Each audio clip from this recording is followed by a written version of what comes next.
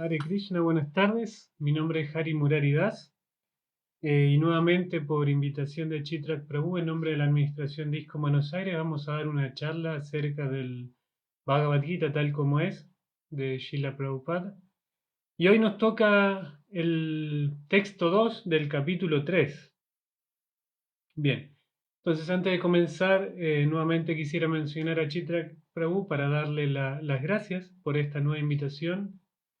Lo he repetido en más de una oportunidad o en cada vez que se me ha otorgado esta posibilidad de dar una charla, mis agradecimientos a él por la invitación, a ISKCO Buenos Aires también, porque es ISKCO Buenos Aires quien está invitándome a través de Chitrak Prabhu, y muy especialmente a Chitrak Prabhu por su capacidad para hacer este servicio que lo hace a la perfección. Entonces, muchísimas gracias Chitrak Prabhu, muchísimas gracias a la administración de ISKCO en Buenos Aires. Y ahí comenzamos entonces con la lectura del Bhagavad Gita, como decíamos, el capítulo 3, que recién está comenzando, el texto 2. Bien, vamos a comenzar con esta ventana al mundo espiritual que es el Jai Radha Madhava. Ahí comenzamos entonces.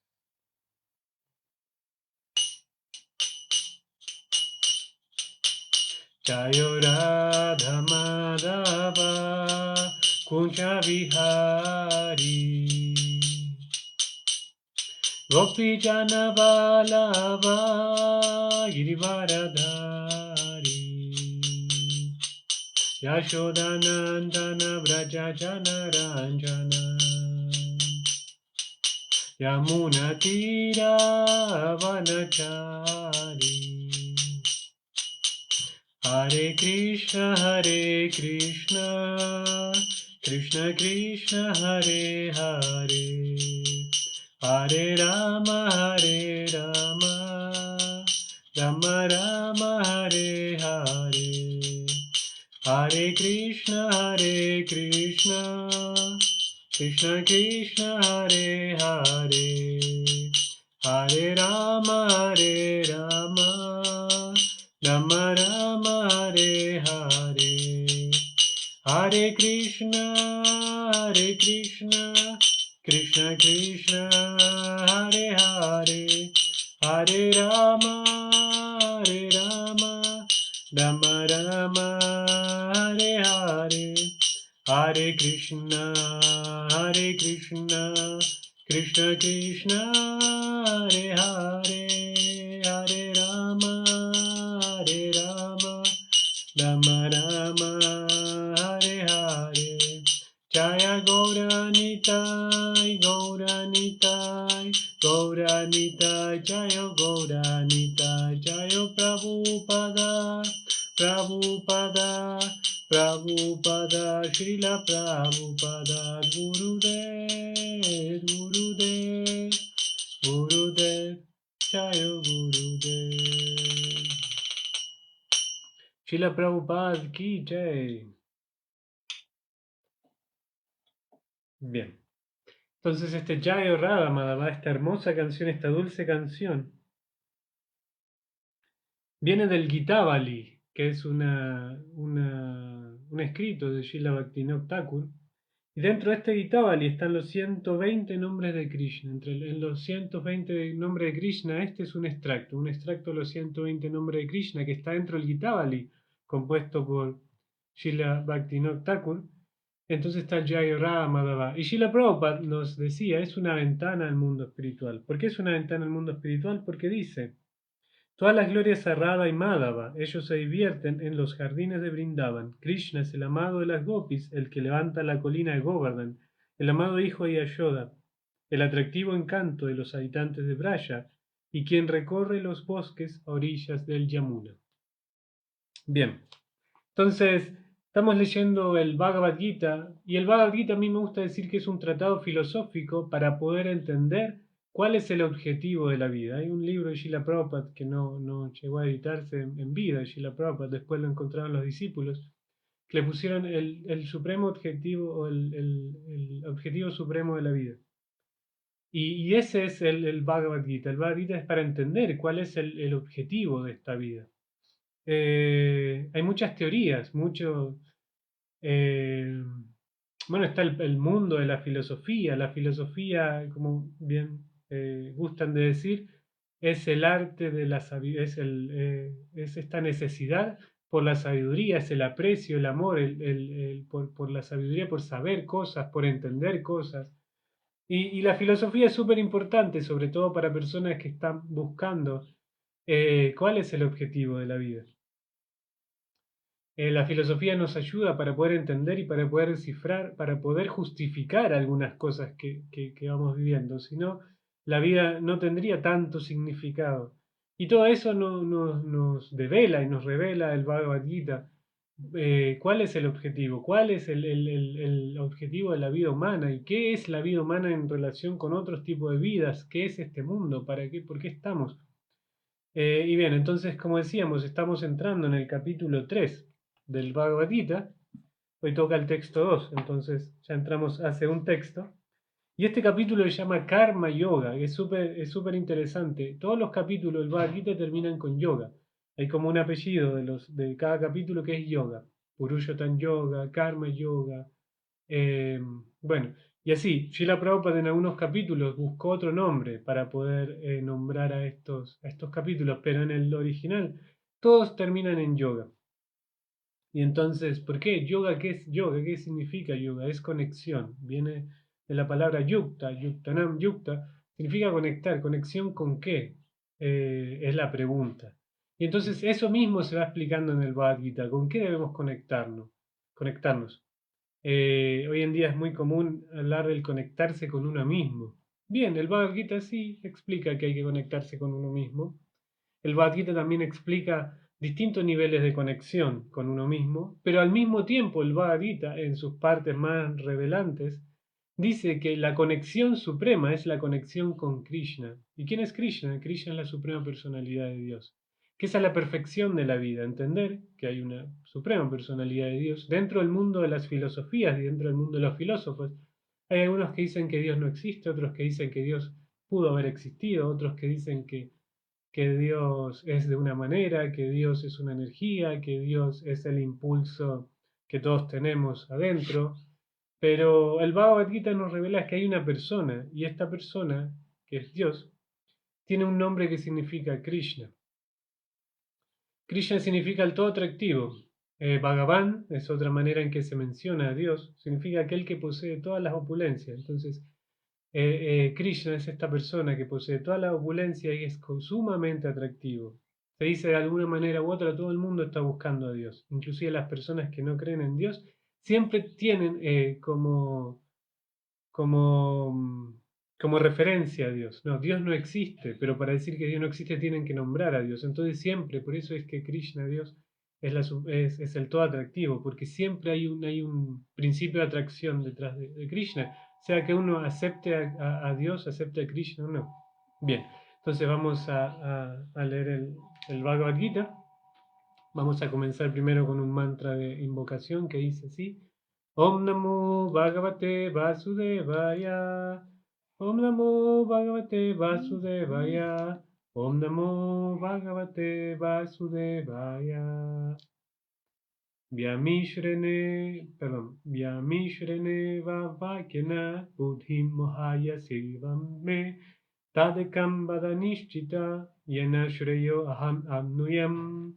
Vamos a leer la traducción de las palabras que dice Vyam Shrena con equívocas. Vyam Shrena con equívocas. Iva, ciertamente, Vakyena, palabras, Buddhim, inteligencia. Moja y así, tú estás confundiendo. Mohan significa confusión, entonces dice moja y así, tú estás confundiendo. Iva, ciertamente, mi, tat, por lo tanto, ekam, solo una. Eka en sánscrito significa uno.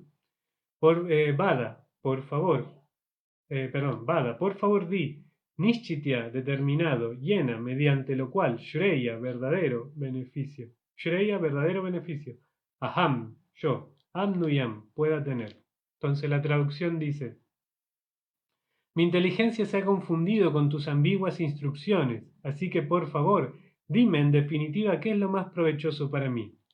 Entonces en el significado, su divina y amorosa gracia, Vai Charanavinda Bhaktivedanta Swami Maharaj y la Prabhupada Ki, ya y nos indica, como un preludio al Bhagavad Gita, en el capítulo anterior se explicaron muchos senderos diferentes, tales como el Sankhya Yoga, el Buddhi Yoga, el control de los sentidos mediante la inteligencia, el trabajo sin deseo fruitivo y la posición del neófito. Todo ello se presentó de un modo no sistemático. Para poder actuar y llegar a comprender todo, sería necesaria una descripción más organizada. Arjuna quería, pues, aclarar estas cosas aparentemente confusas, de modo que cualquier hombre común pudiera aceptarlas sin incurrir en malas interpretaciones. Aunque Krishna no tenía intenciones de confundir a Arjuna con juegos de palabras, Arjuna no podía entender el proceso de conciencia de Krishna, si se trataba de inercia o de servicio activo. En otras palabras, con sus preguntas, está despejando la senda de conciencia de Krishna para todos los estudiantes que quieran comprender realmente el misterio del Bhagavad Gita. Om Agyanati Mirandasya Kyananchana Shalakaya Chakshurumilitan Tasmai Shri Gurave Namaha. Yo nací en la más oscura ignorancia y mi maestro espiritual me ha abierto los ojos en la antorcha del conocimiento. A él le ofrezco mis más humildes y respetuosas reverencias.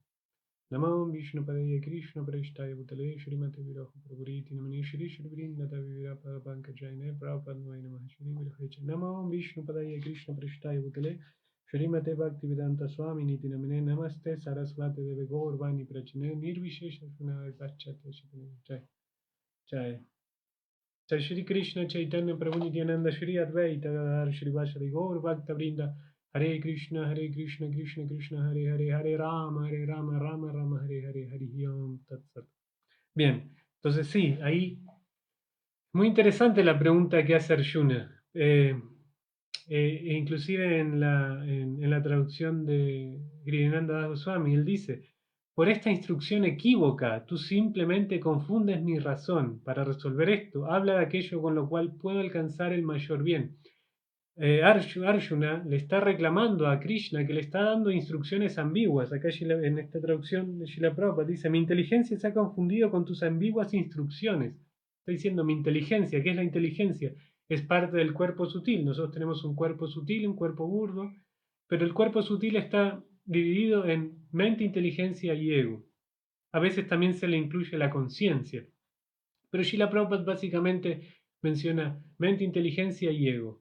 La inteligencia es quien tiene la función de discernir qué es lo que está bien para uno. La mente es como que se dice en el mismo Bhagavad Gita que controlar la mente es más difícil que controlar el viento, porque la mente nos lleva de un lugar a otro. La mente tiene tres funciones: pensar, sentir y desear. Cuando uno piensa en algo, empieza a sentir conexión con eso que está pensando. Y cuando uno tiene ese sentimiento, viene el deseo de posesión, de querer tener eso. Entonces, pensar, sentir y desear son las funciones de la mente. Pero la inteligencia es la que dice, hey, con ese deseo no vas a llegar a buen puerto, digamos. O ese deseo sí es un buen deseo. Entonces, quien discierne, quien dice esto está bien, esto está mal. Y entonces acá Arjuna está diciendo, mi inteligencia se está confundiendo, me estás dando instrucciones equívocas, dice por un lado la traducción según Grihananda Goswami, y en el Bhagavad Gita se dice, y en el Bhagavad Gita tal como es, se dice ambiguas instrucciones. Esto no significa que es como si a mí, sabiendo un idioma, me van a traducir una cosa y a otra persona, sabiendo el mismo idioma, le van a traducir le dan a traducir el mismo texto, posiblemente ocupemos palabras diferentes. Eso mismo sucede acá. Srila Prabhupada usó ciertas palabras donde Giriyananda Maharaj, en la guía para entender el Bhagavad Gita, trata de poner palabras más, o sea, primero que sean literal y después que sean de fácil asimilación para el público presente. Entonces, acá se está hablando de ambiguo y de equívoco. Entonces, claro, la palabra equívoca para referirse a Krishna es un tanto fuerte. Entonces, pero aún así, en ese momento, no olvidemos que Arjuna y Krishna tienen un relacionamiento de primos. Inclusive no solamente son primos, sino que Krishna es su auriga, o sea, está por debajo de Arjuna. Arjuna es quien le da instrucciones a Krishna hasta ese momento, basados en una plataforma de comprensión material. Él lo ve como su primo, lo ve como alguien que está ahí a su servicio, porque es su áuriga, pero después con el tiempo, en la medida que Krishna le va hablando en relación a la función de él, digamos, como un alma espiritual y como un guerrero también, le habla acerca de su función espiritual, pero también le habla de su dharma, de su función material. Porque en un momento Krishna le está diciendo, le dice que la vida en realidad es para desapegarse. La vida, la función de la vida es, el objetivo de la vida es el desapego. Pero después, al mismo tiempo, Krishna le da la instrucción de pelear y Arjuna dice, no, no quiero pelear. Srila Prabhupada explica que él pierde el deseo de pelear debido a la compasión, que es natural de las almas elevadas, dice Srila Prabhupada. Pero también en el Bhagavad Gita, un poquito más adelante, dice, ¿por qué te estás lamentando como un tonto por cosas que no son dignas de lamentación? Le dice le dice Krishna a Arjuna por no querer pelear. Entonces, ¿cómo es esto? Krishna Arjuna se está mostrando compasivo y Srila Prabhupada dice que está bien porque eso es un indicio de que es un alma pura, pero al mismo tiempo Krishna le está diciendo te estás lamentando como un tonto por no querer pelear. Y a raíz de eso, después Arjuna le está diciendo,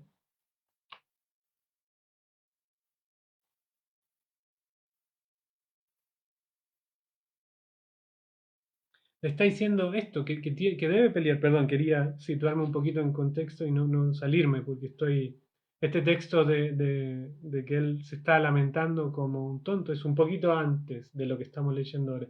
Pero tiene relación un texto fuerte que indica parte de por qué él se genera esta situación de confusión en Arjuna, que él no quiere pelear ahora, pero Krishna le está diciendo que pelee. Entonces, Arjuna le dice, pero me dijiste que la vida consiste en desapegarse.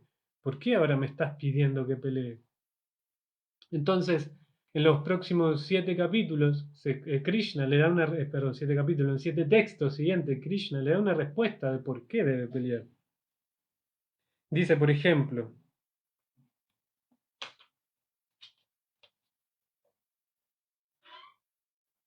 oh Inmaculado Arjuna, ya he explicado que hay dos clases de hombres que tratan de comprender el ser. Algunos se inclinan a entenderlo mediante la comprensión filosófica empírica y otros se inclinan a entenderlo mediante el servicio devocional. Entonces acá ya se está haciendo una. Krishna empieza a mostrar, digamos, que hay dos tipos de, de inclinaciones en el ser humano en cuanto a la vida espiritual se refiere.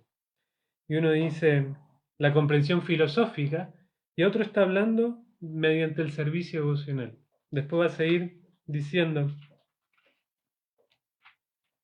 uno no puede liberarse de la reacción por el simple hecho de abstenerse de trabajar, ni puede uno lograr la perfección únicamente por medio de la renunciación. Todo el mundo está forzado a actuar irremediablemente conforme a las cualidades que ha adquirido de las modalidades de naturaleza material. Por lo tanto, nadie puede dejar de hacer algo, ni siquiera por un momento. Aquel que restringe los sentidos de la acción, pero cuya mente mora en los objetos de los sentidos, sin duda que se engaña a sí mismo y se lo conoce como un farsante. En cambio, la persona sincera que trata de controlar la mente, los sentidos activos y comienza el karma yoga con conciencia de Krishna, sin apego es muy superior.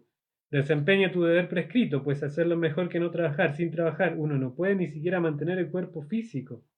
El trabajo que se hace como un sacrificio en honor de Vishnu debe realizarse, pues, de lo contrario, el trabajo lo ata uno a este mundo material. Así que, oh hijo de Kunti, desempeña tus deberes prescritos para la satisfacción de él, y de ese modo siempre permanecerás libre del cautiverio. Y en los siguientes 7 textos que le siguen estos 7 textos, en estos 7 textos, Krishna le está explicando a Arjuna por qué de sus ambiguas instrucciones. Porque claro, hay una manera de entender la vida espiritual, la vida filosófica como la renunciación, pero también Krishna empieza a explicar que la mera renunciación no sirve, porque no existe la renunciación como tal. Inclusive las personas que buscan la absoluta armonía y desapego del mundo, para conseguir eso deben meditar, y la meditación es una acción, no deja de ser una acción. Entonces, cuando uno hace una meditación para tratar de desenredarse completamente y de no actuar, cuando uno busca la inacción, a través de la meditación o a través de la contemplación, es una acción finalmente. Entonces, Krishna está diciendo, no hay manera de no actuar en este mundo. Entonces la renunciación sola no sirve. Entonces empieza a explicarle que hay que buscar una motivación diferente para la acción. La acción es lo que no podemos escapar a este mundo material debido a que estamos enredados a través de las modalidades de la naturaleza. ¿Qué son las modalidades de la naturaleza? Ignorancia, pasión y bondad. Se dice son como tres cuerdas que atan al mundo material. Todo está sujeto a estas tres cuerdas. Y de acuerdo a nuestro cuerpo sutil, que anteriormente pensó, sintió y deseó, aparecemos en un medio ambiente que es gobernado por una de estas, por las tres, perdón, modalidades de naturaleza, pero en donde una es la que toma las riendas y dice, ok, si una persona en una vida pasada, por ejemplo, decidió hacer muchas austeridades y cultivar su vida a la bondad, posiblemente en esta vida tenga que lidiar con un medio ambiente bondadoso y tenga que vivir en un medio ambiente agradable, donde está siendo gobernado por la modalidad de la bondad. Y cuando una persona tuvo otro tipo de actitudes, de deseos, va a ser gobernado por... Entonces, claro, uno no puede dejar de actuar porque están estas tres modalidades de la naturaleza. Que el mismo Srila Prabhupada a veces dice, o en el Bhagavad Gita se dice, que nadie actúa, sino que son las modalidades las que actúan, pero también a veces se indica que uno es el que desea y actúa. Entonces, ¿qué significa esto? Esto significa que uno, a través de los pensamientos y deseos, va generando un medio ambiente afín, donde las modalidades nos van a hacer vivir lo que tengamos que vivir de acuerdo a nuestros deseos previos, de acuerdo a lo que nosotros intencionamos en un momento previo. Vamos a tener que vivir en un medio ambiente acorde para tener que vivir ciertas circunstancias, ya sean favorables o desfavorables. Por ejemplo, en los planetas celestiales, en los mundos celestiales, se dice que ahí los seres van a disfrutar nomás. Es un lugar donde se disfruta. El cielo espiritual, es un lugar material, muy sutil, pero donde se disfruta, debido a que uno ha hecho actividades que lo conectaron con la modalidad de la bondad, tiene que ir a un reino donde gobierne la modalidad de la bondad. Pero los mundos terrenales, los mundos medios, los mundos como donde nosotros estamos habitando, son mundos donde gobierna la modalidad de la pasión, donde todo el tiempo se busca interactuar para generar situaciones que nos favorezcan o para obtener algún beneficio y que a la vez se dice que la modalidad de la pasión conduce a la modalidad de la ignorancia. Entonces también estos mundos, cuando nosotros no buscamos una salida filosófica al mundo, finalmente la modalidad de la pasión nos va a llevar a la modalidad de la ignorancia. ¿Y dónde nos guía la modalidad de la ignorancia? A los planetas infernales, que son planetas muy psicológicos. Por eso se dice cuando una persona tiene ataduras psicológicas o problemas psicológicos, se dice que su vida es como un infierno. Se dice que a veces es muy difícil poder controlar los dictados de una mente enferma. Entonces los planetas que están gobernados por la modalidad de ignorancia son planetas donde hay un dolor muy psicológico. Se explica que está en el plano psicológico nomás. Y, y siempre estamos sufriendo situaciones que nos generan sufrimiento. Y cuando nosotros buscamos sufrimiento en el mundo material, estamos yendo para ese lado. Se nos está abriendo un portal hacia los destinos inferiores. Entonces se dice que la persona bondadosa ve lo bueno en todas las cosas, la persona pasional siempre quiere obtener un beneficio de lo que está viviendo, y la persona que está en la modalidad ignorante de la vida son personas que se generan autosufrimiento, autoaflicción. Bien, pero ese no era el punto. Entonces el punto era que Krishna le está diciendo a Arjuna que tenía que pelear, que tenía que hacerse cargo de su guna y su karma. Él vino a este mundo como un guerrero, entonces tiene que ser un guerrero, tiene que pelear. Aparte, esa batalla era una batalla trascendental, porque Krishna la había ideado para generar un beneficio a la humanidad entera. Entonces, claro, en un principio se dice que una persona con mucha compasión es una persona espiritualmente avanzada. De hecho, Srila Bhaktivinoda Thakur dice que el amor por Dios, el amor por Krishna, se puede medir en términos materiales de acuerdo a la compasión que sintamos por las almas en este mundo material.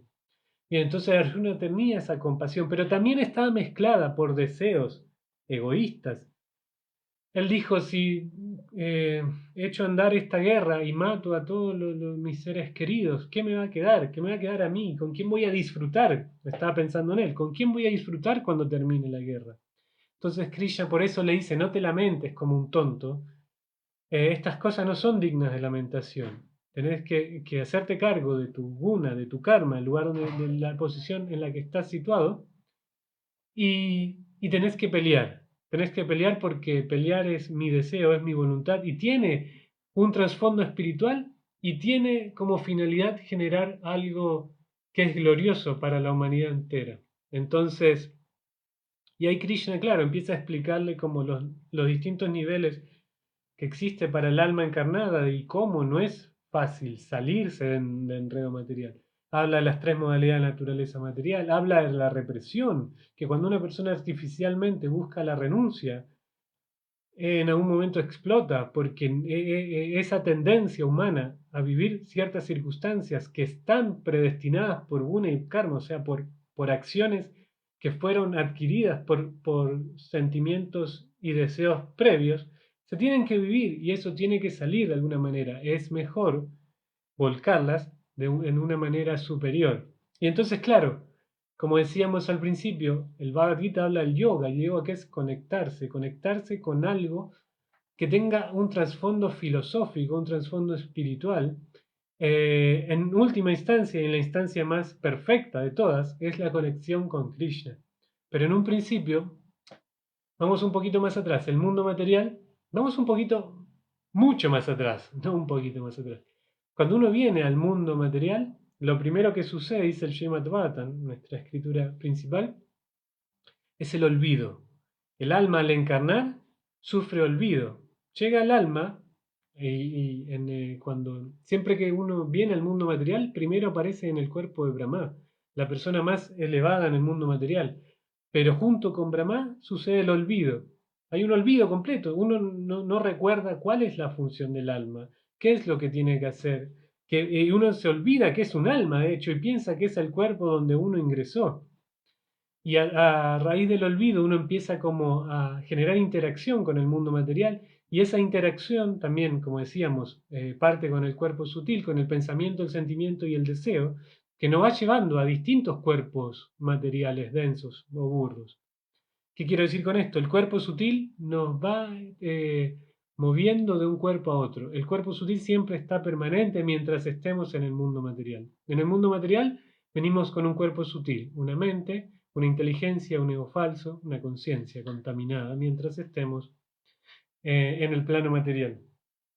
Esta interacción y estos pensamientos, sentimientos y deseos nos van generando distintos cuerpos burdos. Podemos aparecer en el mundo de los semidioses, aparecemos en el mundo terrenal, aparecemos en el mundo animal, aparecemos en el mundo, en los mundos infernales, en distintos mundos, siempre con la misma mente. Y esta mente se va moldeando de acuerdo a las cosas que nos toca vivir y eso siempre, siempre, siempre es para nuestra evolución.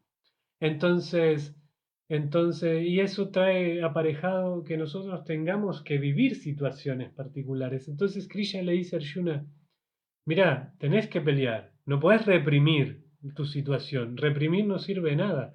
Eh, es como Lakshman Prabhu, otro gran devoto que tienen ahí en Buenos Aires. Él siempre decía que Arjuna se iba a ir al bosque, pero iba a empezar a meditar, iba a empezar a ver las ramitas en la tierra, iba a querer hacer un arco y una flecha. Exactamente, ese es el guna y el karma. Nosotros tenemos que lidiar con ciertas cosas porque las generamos nosotros. No podemos artificialmente tratar de coartar eso porque si no va a explotar. Y eso, dice el Bhagavad Gita, nos convierte en farsantes porque queremos estar en una situación en la que no estamos. Entonces, por eso Krishna le dice, hay distintos niveles de karma. Esto es karma, karma yoga. Perdón, me había ido a los tiempos de Brahma. Entonces, con Brahma viene el olvido. Pero justamente para recobrar la memoria, Krishna también manda un manual de instrucciones en la forma de los Vedas. Los Vedas nos instruye cómo tenemos que lidiar con este mundo material y qué tenemos que hacer. Los Vedas más que todo es un tratado material, o sea, se explica lo que tenemos que hacer en el mundo material para que nos vaya bien, para estar bien económicamente, para esto, lo otro. Por eso ahí hay una sección de los Vedas que se llama Karma Kanda, que es justamente esto, todo lo que nosotros tenemos que hacer, los distintos rituales que tenemos que hacer para que nuestra vida material sea un éxito. Y entonces una persona que está en ese plano es un karma yogi, un karmi. Perdón, no es un karma yogi, es una persona que está sujeta a las leyes del karma, es un karmi, una persona que está haciendo todo lo que las escrituras recomiendan para tener una vida próspera, feliz, en armonía, pero dentro del mundo material. Entonces Krishna acá empieza a hacer también una descripción de qué hay más allá del karma. Del karma. Después de la vida karmática viene el karma yoga, que es conectar nuestra vida karmática con algo más. Y esta conexión puede ser con un poco de desapego, con tratar Pero después cuando descubrimos que podemos ofrendar este karma, ahí empieza el karma yoga. Kriyananda Maharaj en la guía para entender el Bhagavad Gita explica que el karma yoga tiene tres puntos importantes a tener en cuenta. Uno es samatvam, que es la ecuanimidad. Otro es el sannyas, el sannyas, la renunciación.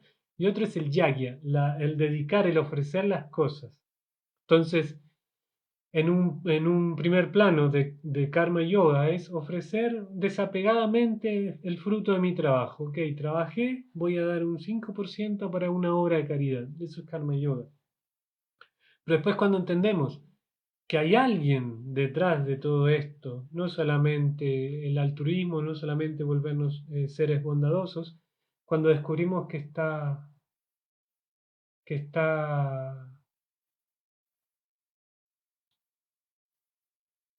Perdón, está mi hijo ahí, me está haciendo señas y no entiendo, pero bueno, no importa.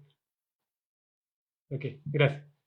Y bueno, entonces, cuando entendemos que hay una conexión con algo más, o sea, no solamente con uno mismo, y esa conexión con uno mismo en una plataforma básica es tratar de progresar dentro del mundo material, y después esa conexión con uno mismo, una plataforma más elevada, es tratar de desapegarme un poquito de mí mismo y entregar algo mío, sino que hay algo superior, por encima de todo eso, eso es karma yoga con conciencia de Krishna. Y entonces ahí entra el yagya, la dedicación, dedicar a ofrecer las cosas a Krishna. Eso es el yagya. Entonces, pero claro, entonces ahí se produce algo muy importante. Hay un devoto en Estados Unidos que es profesor de universidad, que es profesor de indología, de- que le explica que para la cultura hindú hay dos puntos que son muy importantes. Uno es el sannyas, la renunciación, pero otro es el dharma, es cumplir con lo que uno tiene que cumplir. Parecen contradictorias, pero en este punto el Bhagavad Gita hace magia y conecta la renunciación con el dharma. Y eso es karma yoga con conciencia de Krishna. Puedes entender que finalmente hay Krishna, hay un Dios que está atrás de todos, perdón, que está atrás de todo y que uno puede ofrecerle lo que uno está haciendo. El guna y karma de uno, ok, pero esto lo voy a hacer para Krishna, ok, sé hacer esto, pero esto lo voy a hacer para Dios. Entonces ahí hay una dedicación, una ofrenda, y eso vuelve perfecta la actividad del karma. Pero más allá de eso, también Krishna empieza a explicar que hay claro, hay distintos tipos de karma, yoga. Karma es acción, o sea, el karma tiene dos acepciones, la acción, o sea, el trabajo en sí, y el karma también como uno conoce, la ley del karma, lo que veníamos hablando, el medio ambiente que nos toca vivir, las reacciones que tenemos que sufrir, o el bienestar que tenemos que recibir también. Eso es karma, es lo que nos viene. Está asociado con algo negativo por lo general en el mundo común, digamos, pero karma significa lo que tenemos que vivir, ya sea bueno o ya sea malo. Y entonces, pero entonces este karma kanda, perdón, este karma kanda, el karma kanda es el seguir todas las leyes estructuradas de los Vedas para un beneficio material. Pero después, cuando uno sale de esa plataforma, entonces comienza lo que es nishkama karma. Nish significa no, es una negación. Kama. Kama significa deseos. Nishkama. Entonces tratamos de salirnos de la plataforma de los deseos para interactuar con el karma. El karma son deseos. El karma son 100% deseos. Nuestros deseos generaron un karma, un medio ambiente con ciertas interacciones que nos rodean de situaciones que nos hacen vivir en cierta plataforma material, en cierta plataforma, en una modalidad en particular, para poder vivir situaciones que tenemos que vivir de acuerdo al karma. Son deseos, el karma son deseos, deseos hechos prácticas. Pero después hay una plataforma que se llama Nishkama, que ok, no quiero más deseos, no actúo en la plataforma de los deseos, pero vivo mi karma. Tengo que vivir mi karma, pero ojalá sea en una plataforma Nishkama, sin deseos. Y entonces, claro, hay como una progresión, digamos. Está el Karma Kandi, que es el que sigue los mandatos de los Vedas para poder tener un bienestar material. Está el Karma Yogi, que está ofreciendo lo que está haciendo. Entonces ya se vuelve un yogi, ya se vuelve un practicante espiritual. Y dentro de este karma yogi empieza a haber sakama. Sakama significa, sa significa, viene de sarva, de todos. Kama, deseos, todos los deseos. Hay sakama karma yogis, que son yogis, pero tienen muchos deseos y tratan de ofrecérselo a Krishna. Y un ejemplo de esto es Dhruva Maharaj. Siempre doy este ejemplo de Dhruva Maharaj. Pues Dhruva Maharaj es uno de nuestros héroes en el Bhakti Yoga, pero al mismo tiempo él empezó su vida espiritual con muchos deseos, con todos los deseos. Tenía deseos tan grandes, tales así como tener un imperio gigantesco como el que tenía su abuelo. Él quería ser un emperador, quería ser el emperador más importante del planeta. Entonces le pregunta a la mamá, ¿cómo puedo obtener esto? Y entonces la mamá le dice, solo Dios te lo puede dar. ¿Y dónde está Dios? No lo sé, los sabios lo buscan en el bosque. Entonces Dhruva Maharaj, con 5 años, sale al bosque a buscar a Dios. Hare Krishna, alguien está saludando ahí, Hare Krishna. Entonces, Dhruva Maharaj va al bosque a buscar a Dios. Y con 5 años, completamente determinado, Dhruva significa determinado. Entonces, él va a buscar a Dios y mira cómo los ascetas, los yogis buscan a Dios. Entonces él empieza a hacer estas prácticas y de repente se encuentra cara a cara con Vishnu. Y entonces, por eso decíamos, él era un Sakama Karma Yogi. Era un yogi que tenía deseos gigantescos que complacer. Estos deseos gigantescos eran querer ser un emperador. Ok, quiero ser un emperador, entonces ahora mismo me voy a poner a hacer austeridades para que venga Dios, que es la persona que me puede volver un emperador. Entonces Dhruva Maharaj se encuentra con Dios y es tan determinado que él con su Sakama Karma Yoga, o sea, él estaba ofreciendo todo lo que tenía para obtener todos sus deseos. Sakama Karma Yoga. Era un Sakama Karma Yogi, tenía mucho deseo, un deseo gigante. Pero él se encuentra con Vishnu y le dice, hay un texto muy famoso que dice, Vishnu le dice, ¿qué es lo que quieres? Y Dhruva Maharaj le dice, no, ahora que te veo no quiero nada. Lo que estaba buscando son equivalentes a pedazos de vidrios rotos. No tiene valor, son vidrios rotos, no tiene valor. Ahora te encontré, ya mis deseos no tienen sentido. Eso es lo que Dhruva Maharaj ahí se da cuenta. Pero ¿cómo se conecta en yoga? ¿Cómo se conecta Dhruva Maharaj? Motivado por sus deseos, tiene tantos deseos que cumplir que él vaya a hace austeridades para obtener todos estos deseos. Bien, entonces ese es el Sakama Karma Yoga. Entonces uno cuando escucha Sakama Karma Yoga, Sa, decíamos, viene de Sarva, de todos. Kama son deseos. Entonces Sarva Kama suena muy fuerte, suena a alguien, una persona completamente eh, controlada por los deseos, es muy fuerte, pero sin embargo uno de nuestros máximos héroes dentro de la literatura Bhakti Yogi, él era un Sakama Bhakta, tenía deseos gigantes, se convirtió en devoto puro. Entonces después el Sakama Karma Yoga se transforma, ahí sí lo que hablábamos antes, Nishkama Karma Yoga. Una persona sin deseo, Nish es una negación, no hay deseos, tengo este karma, tengo que vivir este karma, pero ya sin deseos, no se incrementa el karma, simplemente hago conexión con Dios, entonces vivo lo que tengo que vivir y sin deseos materiales. Eso es lo que le propone Krishna a Arjuna en este momento. Sos un guerrero, tenés un karma, tenés que lidiar con tu karma y encima te lo estoy pidiendo yo. Claro, en ese momento decíamos al principio de la clase que hay distintos momentos en la vida entre Krishna y Arjuna dentro del campo de batalla de Kurukshetra. en un principio eran primos. Y no solamente eran primos, sino que Arjuna era superior a Krishna porque Krishna era el Auriga, era quien manejaba su carro. Pero después, más adelante, Arjuna se da cuenta que tenía mucha sabiduría Krishna.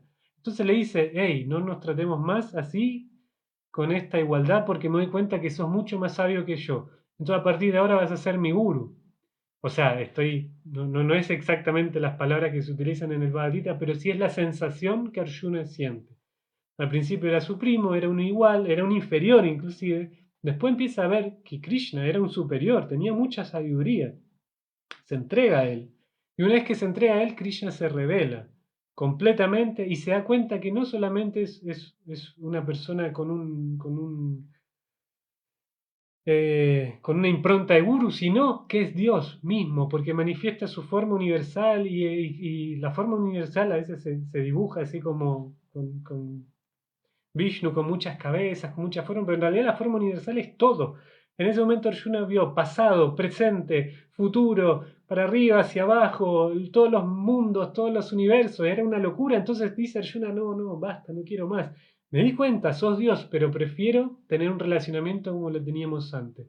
Y ahí eso es el Bhakti Yoga en su máxima expresión, cuando entendemos que Krishna es Dios y me quiero relacionar con Dios como una persona. Primero hay una cierta lejanía, karma yoga. Karma yoga ni siquiera sabemos si hay un Dios, simplemente me desapego de ciertas tendencias mías, me desapego, doy el diezmo, doy algo mío, karma yoga. Karma yoga con conciencia de Krishna, sé que existe Dios y entonces ofrezco cierta parte de lo que me corresponde a Dios. Pero después más adelante decíamos, después de esta pregunta de Arjuna, para los que se están conectando ahora, después es el capítulo 2 del texto 3 donde Arjuna le dice a Krishna, me está dando instrucciones ambiguas, me está dando instrucciones que están equivocadas porque me dijiste que la meta de la vida es el desapego, pero ahora me pides que pelee. Entonces, en el texto 3 4 5 6 7 8 y 9 Krishna le responde por qué no solamente es necesario el desapego, sino que también hay que cumplir con lo que tenemos que cumplir, porque nuestro karma lo tenemos y sería una locura negarlo. Esos son hasta el texto 9 si no me equivoco. Y después del 9 hacia adelante, el del 10 al 15 o al 16, Grisha muestra una progresión en el sendero del yoga. Le empieza a mostrar esto, lo que estamos hablando, que el karma yoga, que hay karma yoga con deseos, karma yoga sin deseo. Está el jnana yoga después, que es el yoga filosófico, es entender. Se explica, bueno, por ejemplo, que el karma, bueno, es la acción. Yo actúo, tengo que actuar y tengo un medio ambiente en donde actuar. Ese es el karma. Karma significa lo que viene con nosotros por añaduría, producto de deseos que tuvimos en vidas pasadas. Venimos a este mundo que para pagar suena un poco negativo, pero porque también hay disfrute en el karma. Venimos a este mundo para sufrir y disfrutar de acuerdo a nuestros deseos y se nos presenta en un medio ambiente donde tengamos el espacio para sufrir y disfrutar eso que tenemos que disfrutar. Entonces por eso hablamos de la añaduría, perdón, otra vez se me lengua la traba con esta palabra, con el anexo, con este anexo que viene con nosotros, el medio ambiente, las situaciones que nos rodean, las personas con las que tenemos que interactuar también, todo eso. Eh, Y claro, no podemos negar eso, estamos acá, no es casualidad que un ser humano nace en Alemania, otro en Argentina, otro en Rusia, otro en Nigeria, eso es karma, tenemos que vivir distintas situaciones. Entonces Krishna le dice hasta el texto 9, creo 8, 9, mirá, te voy a explicar por qué no podés renunciar solamente, porque tenés que lidiar con estas cosas. Y aquel que trata de renunciar sin lidiar con estas cosas se vuelve un farsante. ¿Por qué? Porque va a estar morando en los objetos de los sentidos diciendo que es un renunciante. Bien, esa es la plataforma del karma. Pero más adelante, entonces, Krishna explica la plataforma del jnana, que es saber que no somos el cuerpo. Por lo general, jnana es un yoga practicado por filósofos, por eruditos, claro, a través, es como cuando al señor Chaitanya, que el señor Chaitanya había tomado sannyas, la orden de renuncia, entonces los demás renunciantes le decían, ¿por qué estás como un tonto, como un loco, le decían? ahí cantando y bailando. ¿Por qué no te pones a hacer cosas importantes como nosotros? Leer las escrituras, tratar de analizar el mundo fenoménico con entendimiento, de manera culta. Y claro, y ese es Jnana, la plataforma del Jnana, entender que no somos este cuerpo, entender que somos algo más, por lo general buscar la antimateria. Si este mundo material es así, tiene que haber algo diferente. Eso es lo que busca el Jnani. Y claro, y más adelante, después del Jnana, viene el Dhyana. Uno es Jnana, en los libros de Srila Prabhupada se escribe con J, pero en otros libros también se escribe con G, porque en realidad es fonética, o sea, en realidad está en alfabeto Devanagari, en sánscrito.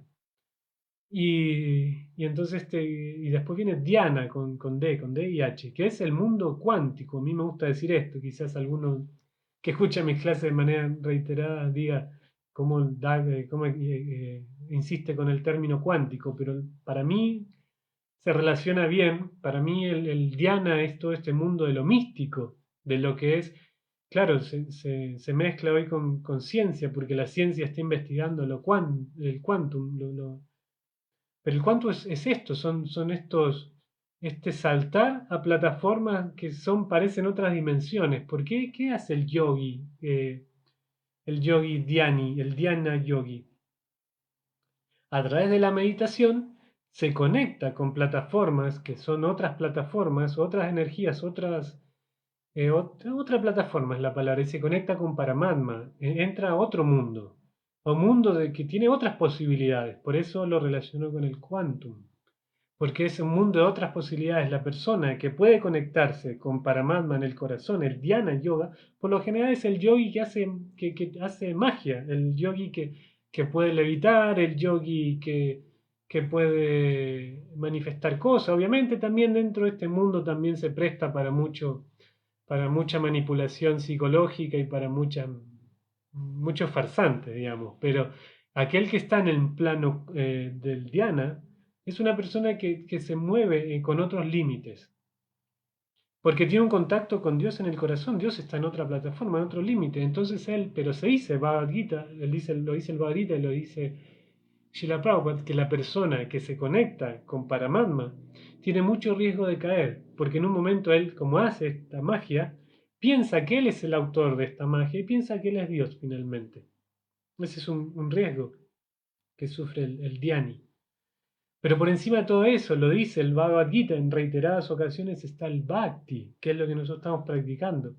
Claro, nuestro Bhakti debiera ser como bien integral, tratar de conectar todo, el Karma Yoga con conciencia de Krishna, eso es Buddhi Yoga. Buddhi significa, decíamos en la traducción palabra por palabra hoy al principio, decía Budam, creo que era la palabra, que significa inteligencia. Buda es inteligencia. Entonces, el Buddhi Yoga es usar la inteligencia, utilizar lo que tenemos, lo que nos tocó, pero para un beneficio espiritual, Buddhi Yoga. Entonces decíamos, después viene el Jnana Yoga, que dentro del Jnana Yoga está la Ashtanga Yoga, no el Ashtanga Yoga como nosotros hoy en día está muy comercializado, no lo estoy diciendo de manera negativa, a mí me gusta mucho como práctica física el Ashtanga Yoga, pero si hoy en día se vende el Ashtanga Yoga solamente como las posturas físicas, pero Ashtanga Yoga comprende de varios pasos. Eh, Ahora justo en este momento no se me viene de forma rápida a la memoria, pero son varios pasos donde uno tiene que buscar, digamos, un camino de rectitud. Y uno de estos puntos es asana, es buscar perdón, esto es Dhyana Yoga, me confundí Dhyana con Dhyana, esto es parte del Dhyana Yoga. Entonces, dentro del Dhyana Yoga está la Ashtanga. Y entonces, claro, y uno buscando el asana, que hoy en día se entiende asana como todas estas posturas físicas, pero todas estas posturas físicas tenían como finalidad obtener una sola postura física. Y esta única postura física sería la posición del loto para poder meditar con completa dedicación, para que el cuerpo no moleste, para que el cuerpo deje de ser una molestia y poder meditar y poder obtener dentro del plano del Dhyana Yoga se dice, uy, hoy no se me vienen las palabras. Pero dentro del mundo del Bhakti es el Atman Nivedanam, que es la entrega completa, pero Ishvara Pranidhana, claro, que es la entrega completa. Dentro del Jnana está la entrega, dentro del Bhakti también, pero claro, son distintos procesos. El Bhakti es mucho más simple en un sentido más fácil, porque no requiere postura, no requiere meditación, no requiere concentración. Todo eso viene por añadidura, es algo que viene anexado. ¿Por qué? Porque nos conectamos con la suprema personalidad de Dios. Y el Bhakti Yoga eh, trata de entender. Bhaktivinoda Thakur decía, estaba leyendo hoy, no me acuerdo en dónde, pero se explicaba que Bhaktivinoda Thakur, a él se lo considera una persona sin deseos, completamente sin deseos, porque estaba completamente apegado a Krishna, a pesar de que él tenía una vida completamente normal en un sentido. Trabajaba para el gobierno británico, él era un magistrado, no sé, muchas cosas. Tenía muchísimo trabajo, muchos hijos, pero aún así Bhaktivinoda Thakur era una persona completamente apegada. ¿Por qué? Porque él dependía completamente de Krishna y se decía que era una persona sin deseos, es el punto, una persona sin deseos. Porque él sabía que Krishna estaba atrás de todo y que todo, y no es solamente que hay una actitud que es, que hoy en día dentro del mundo, claro, en el no sé dónde leí, hay muchos textos de conciencia de Krishna o de Bhakti Yoga que dicen que los espiritualistas buscan la renuncia. Claro, en los tiempos de Srila Prabhupada los espiritualistas se relacionaban con la renuncia, pero hoy en día hay todo un mundo, la vida espiritual, tiene que ver con el disfrute en realidad. Eso cambió un poco el paradigma de la gente. Antes los buscadores de vida espiritual buscaban la espiritualidad en la renuncia, pero hoy en día los buscadores de vida espiritual buscan la espiritualidad en el disfrute. Un disfrute en el plano de la aceptación, en el plano de que las cosas fluyan, en el plano de que las cosas vienen, en el plano de... Claro, pero finalmente hay un disfrute, una interacción con el mundo, con el sentido de disfrutar, de que si nos pasa algo malo, entender que las cosas pasan por algo, entonces finalmente también hay un disfrute. Y eso está bien, eso quizás tenga mucho que ver con la modalidad de la bondad. Pero aún así se decía que Bhaktivinoda Thakur era una persona sin deseos, porque en lo que Krishna le presentara estaría bien. Entonces, ese es el punto, no está buscando algo para sí mismo, sino que está viviendo la vida sabiendo que Krishna está detrás de todo. Y eso es Bhakti Yoga. Hay distintos niveles de Bhakti. Cada uno tiene que ser sincero y moverse en el plano en el que está. Hay una etapa del Bhakti que se llama Narta Nibriti, que es la limpieza del corazón, que se dice que es muy, muy, muy larga. Y yo eso lo relaciono mucho con dentro de la psicología junguiana, se habla de abrazar la sombra también. Y yo creo claro, abrazar la sombra tiene que ver con aceptar que estamos en una plataforma de Anarta Nibriti, que hay que limpiar anartas, y hay que, para poder limpiar algo, tenemos que reconocer dónde está lo que hay que limpiar.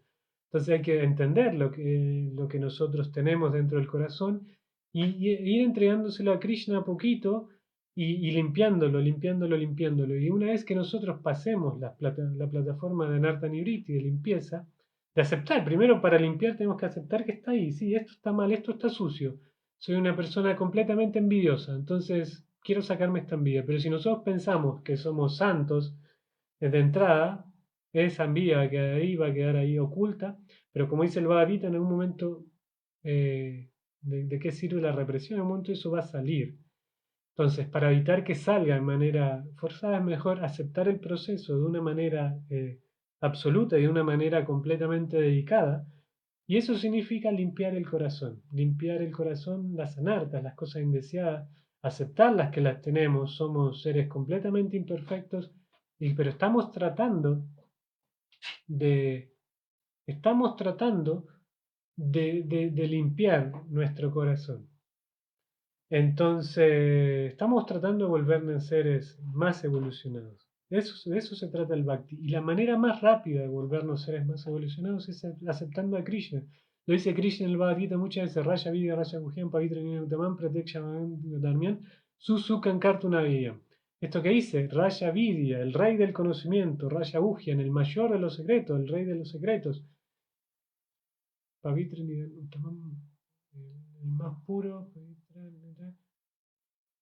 Susukan Kartunagayan, y esto se practica con alegría. Bueno, el punto es que dice Krishna, este es el secreto, el último de los secretos, el secreto más oculto que hay, pero es el más importante. ¿Por qué? La persona que conoce esto, esta persona, se vuelve el trascendentalista número uno. Y Krishna varias veces en el Bhagavad Gita dice, pero aquel que me busca a mí, pero aquel que me entiende a mí, pero aquel, entonces él va diciendo, la perfección de la vida es encontrarme a mí, dice Krishna. Y eso es Bhakti Yoga, es sentir amor por Krishna. Entonces todo lo demás queda en un segundo plano. Cuando uno se entrega y es una persona completamente dedicada a Krishna y acepta que las cosas pasan porque Krishna sí quiere que pasen, y acepta que las cosas pasan porque nosotros nos enredamos acá, pero al mismo tiempo estamos protegidos por Krishna. Y no solamente protegidos, no estamos buscando protección, estamos buscando el servir a Krishna. Eso es la perfección del Bhakti. Y como decíamos hace unos minutos atrás, que Bhaktivinoda Thakur decía que cómo se manifiesta el bhakti, o sea, el amor por Krishna, en este plano material, se manifiesta en compasión. ¿Y qué? Compasión a las almas que nos rodean. Y esta compasión, como es, Sri Chaitanya Mahaprabhu la entregó a través de los santos nombres. ¿Ok? Para mí no hay casta, para mí no hay nada, o sea, no hay religiones, no hay estatus social, no hay distintas razas, no hay nada, para mí no hay nada, todos somos almas espirituales. Por favor, canten el Maha Mantra y beneficíense del Maha Mantra. Esto lo dijo el señor Chaitanya, él no estaba buscando, y por eso cuando en esta anécdota que conté hace unos minutos, cuando los otros sannyasis le decían al señor Chaitanya, pareces un tonto ahí cantando y bailando, él le dijo, sí, efectivamente, mi maestro espiritual me dijo que era un tonto. Como yo no puedo, eso de leer las escrituras, de especular filosóficamente, es muy elevado para mí, yo solamente me dedico a cantar Hare Krishna. Y esa es la perfección, en realidad es el método más poderoso para alcanzar la perfección en el mundo material, la perfección espiritual en el mundo material es el canto de los santos nombres. Y para poder cantar los santos nombres debemos volvernos humildes. Y para volvernos humildes tenemos que aceptar que tenemos contaminaciones en el corazón. Entonces, imagínense aceptando que somos seres imperfectos con un montón de contaminación en el corazón. Nos aferramos al Mahamantra y le oramos al Mahamantra. Nama Prabhu es una persona también el Mahamantra. Que nos limpie todas esas imperfecciones y que por favor se haga cargo de todo lo que venga. Nuestra vida espiritual estaría encaminándose de manera muy rápida. Ese es el beneficio. Se dice que hay 10 ofensas que hay que evitar el canto de los santos nombres. Pero todo eso se resume en el Trinada Pisa Nichinata Pisa Genunay de Sri Chaitanya Mahaprabhu, que dice uno tiene que volverse más humilde que el pasto y más tolerante que un árbol. Si uno es más humilde que el pasto y más tolerante que el árbol, no va a cometer ofensas, porque no va a haber nada negativo en el prójimo, no va a haber nada negativo en las personas santas, no va a haber nada negativo en las escrituras, no va a tener tiempo para cometer ofensas porque va a estar en una plataforma humilde. Por eso se dice que aquel que se mantiene en una plataforma humilde puede cantar el Mahamantra indefinidamente y obtener la perfección de forma supremamente rápida. Bien, ya hace una hora exacta que comencé la charla, así que voy a dejar por acá. Si hay algún comentario, una pregunta, la pueden hacer ahora. Si no, voy a dejar pasar unos minutos y voy a dar por finalizada la charla. Muchas gracias a todos quienes se conectaron, muchas gracias a todos los que escuchen la charla después en otros momentos. Siempre digo lo mismo, que estos medios virtuales nos ayudan a que se pueda replicar. Entonces sé, por ejemplo, que hay devotos en otras partes del mundo que suben estas clases, suben mis clases también por Facebook o otros lugares, y entonces les agradezco a todos ellos que están escuchando. Le agradezco nuevamente a Chitrak Prabhu y la administración de ISKCON Buenos Aires. En este momento en Buenos Aires tengo entendido que está Hridayananda Goswami, así que si pueden escucharlo y estar con él, háganlo.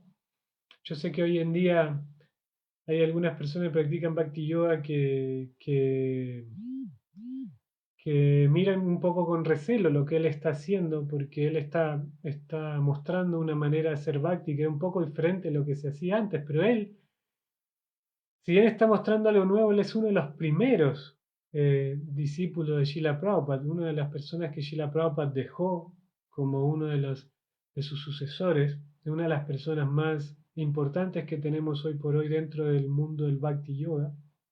Así que tienen la oportunidad de asociarse con él y estar con él unos minutos, háganlo. Eh, no tengan miedo de sus prácticas revolucionarias, por así decirlo. Es algo que me parece completamente natural y si nosotros queremos que el Bhakti Yoga vuelva a tener la fuerza que tuvo en los tiempos de Srila Prabhupada y queremos que el Bhakti Yoga sea la medicina para la condición actual del mundo material, tenemos que aceptar eh, tenemos que aceptar el desafío de entregar la conciencia de Krishna de la manera que sea más digerible y asimilable para todo el mundo. Todo el mundo tiene que cantar Hare Krishna, pero si nosotros nos mostramos ajenos, alejados de todo el mundo no va a tener acceso al Mahamantra Hare Krishna. Yo conozco mucha gente que no tiene idea qué es ser Hare Krishna. Y esto creo que en los tiempos de Srila Prabhupada no pasaba tanto. Y yo creo que hoy por hoy hay dos maneras muy exitosas de presentar la conciencia de Krishna, el Bhakti Yoga. Una es de la mano de Hridayananda Maharaj y otra de la mano de Radhanath Swami. Radhanath Swami lamentablemente no llega a Latinoamérica, pero me parece que son dos modos muy, muy, muy atractivos para la gente en general. Todo el mundo está haciendo grandes esfuerzos, todo el mundo, cada uno de los exponentes del Bhakti Yoga, cada uno de los maestros espirituales, nuestros maestros espirituales, pero hay algunos que están llegando muy lejos con su manera de presentar la conciencia de Krishna. No es un requisito indispensable. Srila Prabhupada decía que si, o el maestro espiritual Srila Prabhupada, si tan solo una persona se volvió un devoto puro, el camino está hecho. Claro, pero para que esa persona se convierta en un devoto puro, tenemos que ir y dar la conciencia de Krishna a todo el mundo. Como lo hizo Sri Chaitanya Mahaprabhu. El movimiento del Señor Chaitanya es un movimiento de adaptabilidad. Bhaktivinoda Thakur se adaptó a sus tiempos, Bhaktisiddhanta Sarasvati se adaptó a sus tiempos, Srila Prabhupada se adaptó a sus tiempos. Entonces tenemos que adaptarnos a los tiempos para poder entregar conciencia de Krishna y volvernos seres completamente misericordiosos, porque si no nos volvemos seres un tanto avaros, krípanas, lo contrario de brahmana, krípana, es una persona avara. Y una persona avara a veces piensa que está haciendo lo mejor para la vida espiritual, pero quizás está enfocado en uno mismo y no está enfocado en el bienestar de toda la humanidad. Entonces voy a ver si... Claro, había muchos mensajes que no estaba viendo. Y apreté un botoncito y veo ahí reverencia, Úrsula, Susana 10. Bueno, bien. Entonces, si no hay preguntas, voy a dejar por acá. Muchísimas gracias nuevamente. Muchísimas gracias Chitra Prabhu, a la Administración Disco en Buenos Aires. Muchísimas gracias a quienes están conectados en este momento escuchando, a quienes se conecten más tarde y lo escuchen en diferido. Muchísimas gracias a Krishna, Srila Prabhupada, a Shri Shri Gaura Nitai. Y muchísimas gracias